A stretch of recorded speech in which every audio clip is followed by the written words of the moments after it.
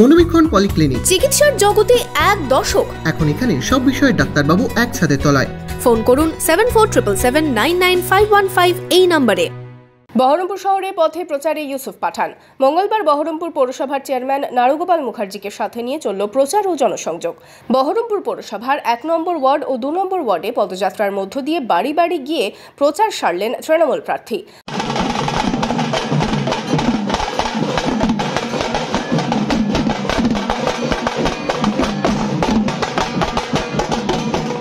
বাজনা বাজিয়ে প্রচারে সামিল তৃণমূল কর্মীরা। এই দিন ব্যাসপুর মোড় থেকে শুরু হয় ইউসুফের প্রচার। বিভিন্ন এলাকা পরিক্রমার পর কাশিমবাজার লাল সড়কের মোড়ে শেষ হয়। সারাদিনে কর্ম ছিল ১ নম্বর এবং ২ নম্বর ওয়ার্ডে আমাদের ডোর টু ডোর ক্যাম্পেনিং ছিল। আমাদের প্রার্থী ছিলেন ওখানে। আমরা ৪৫ মিনিটের মধ্যে আমরা ১ এবং ২ নম্বরে যেটা রাজপথগুলো আছে সেগুলো আমরা কভার করলাম। ব্যাপক উৎসাহ ছিল।